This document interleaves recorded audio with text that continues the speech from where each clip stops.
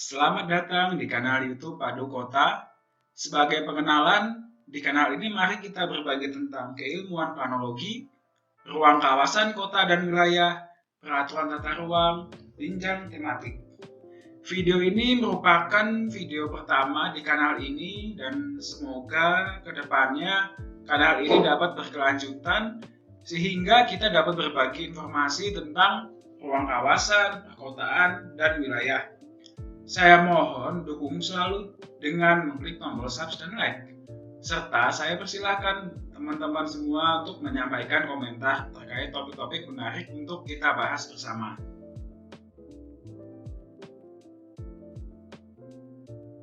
Planologi pada dasarnya terdiri atas dua kata, yaitu plano atau plan yang artinya rencana dan logi atau logos yang artinya adalah ilmu.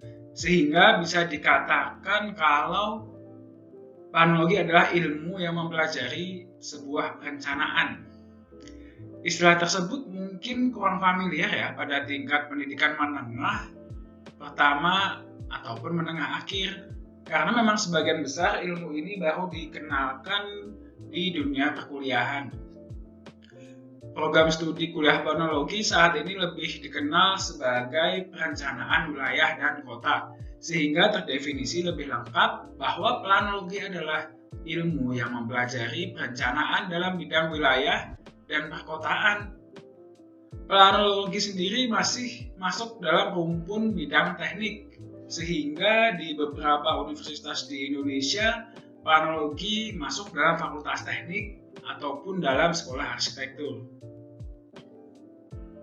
Multidisiplin, sebuah kata yang bisa menggambarkan sebuah keilmuan planologi, cenderung mempelajari ilmu-ilmu sosial, estetika, dengan tidak terlalu banyak ilmu eksak atau keteknikan. Kemudian, gelar apa yang akan didapatkan bagi seorang lulusan perencanaan wilayah kota atau planologi? Kebetulan saya lulus pada perencanaan wilayah kota Universitas Gadjah Mada pada tahun 2016 dengan gelar sarjana teknik, sedangkan istri saya adalah lulusan tahun 2018 dengan gelar sarjana perencanaan wilayah dan kota atau SPWK.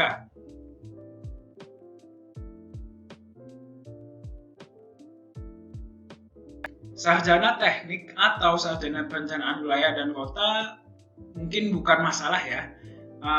Saya lebih suka menyebut keduanya sebagai planner. Lanjutnya, apa sih yang jadi objek dari seorang planner?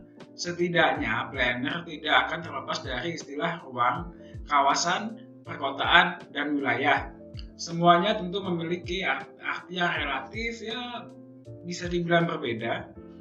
Sesuai dengan peraturan pemerintah Republik Indonesia nomor 21 tahun 2021 tentang penyelenggaraan penataan ruang menyebutkan bahwa ruang adalah wadah yang meliputi ruang darat, ruang laut, dan ruang udara, termasuk ruang di dalam bumi yang menjadi sebuah satu kesatuan, tempat manusia dan makhluk hidup lain melakukan kegiatan dan memelihara kelangsungan hidupnya.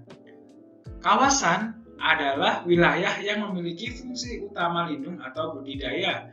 Kawasan lindung sendiri biasanya ditetapkan dengan fungsi utama untuk melindungi kelestarian lingkungan hidup yang mencakup sumber daya alam dan sumber daya buatan. Sedangkan kawasan budidaya ditetapkan dengan fungsi utama untuk dibudidayakan atas dasar kondisi dan potensinya masing-masing, entah itu potensi sumber daya alam, sumber daya manusia, maupun sumber daya buatan. Selanjutnya adalah perkotaan. Perkotaan adalah tempat biasa kita tinggal ya. Jadi kalau misalnya teman-teman berasal dari Bandung, Jakarta, mungkin itu adalah contoh sebuah perkotaan yang bisa dibilang metro. Cuman jangan dilupakan juga kalau ada perkotaan yang di kecamatan-kecamatan. Kembali ke definisinya bahwa perkotaan adalah wilayah yang mempunyai kegiatan utama bukan pertanian. Ingat, bukan pertanian. Dengan susunan fungsi kawasan sebagai permukiman perkotaan, pemusatan, distribusi pelayanan jasa dan pemerintahan, pelayanan sosial, hingga pelayanan ekonomi. Yang terakhir adalah wilayah. Wilayah adalah ruang yang merupakan kesatuan geografis beserta segenap unsur terkait yang batas dan sistemnya ditentukan berdasarkan aspek administratif maupun fungsional. Administratif misalnya adalah sebuah wilayah provinsi, sebuah wilayah kota, misalnya provinsi A, provinsi B. Sedangkan kalau wilayah secara fungsional misalnya adalah wilayah pesisir, wilayah pegunungan, atau wilayah perdagangan jasa dan sebagainya.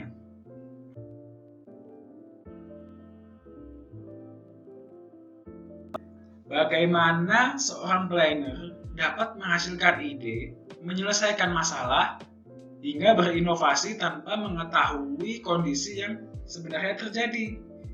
Nah, aspek fisik, sosial, dan ekonomi sebagai dasar pertimbangan planner dalam menyusun rencana yang dapat kita rasakan secara langsung ketika berada di sebuah kawasan.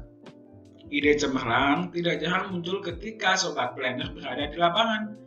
Maka di kanal ini diharapkan ke depannya dapat membagikan pengalaman merasakan ruang secara langsung dengan mengunjungi ruang publik, misalnya taman, jalur pejalan kaki atau pedestrian, serta fasilitas umum dan fasilitas sosial lainnya.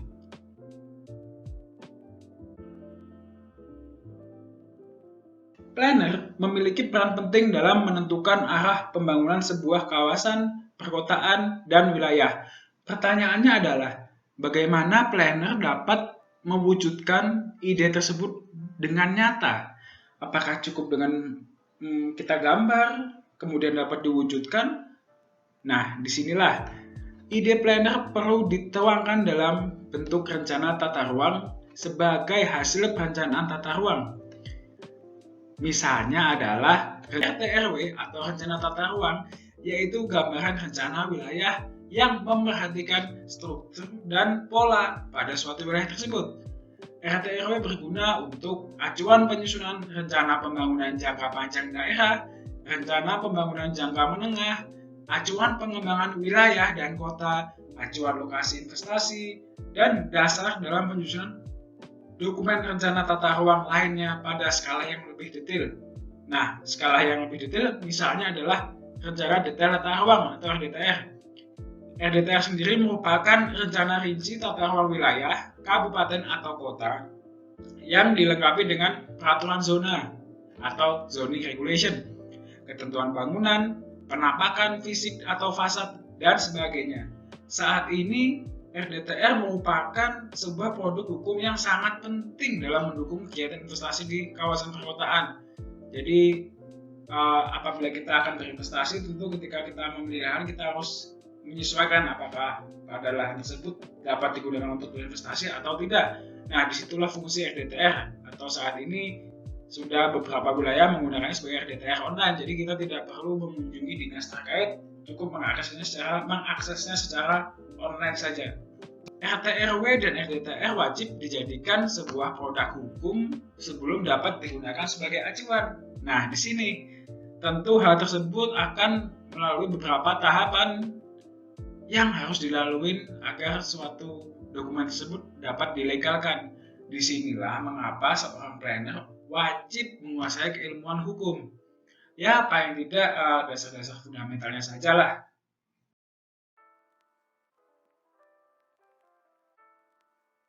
Planologi dengan multidisiplin ilmu sangat relatif dengan keilmuan lainnya, entah keilmuan eksak, keilmuan non-eksak. Ketika kita berbicara bagaimana manusia sebagai objek maupun subjek, tentu kita perlu bertukar pikiran dengan sahabat antropolog. Ketika berbicara estetika bangunan serta kemampuan bangunan, sahabat arsitek dan sipil tentu lebih menguasainya. Oleh karena itu, sebagai planner wajib memiliki kemampuan untuk berkoordinasi, ada setidaknya komunikasi yang baik lah ya. Melalui bincang tematik ini, saya rasa dapat digunakan sebagai medium dalam mendelegasikan ide pengembangan, merancang solusi atas masalah perkotaan, atau sekedar relaksasi keilmuan di bidang planologi dan lain-lainnya.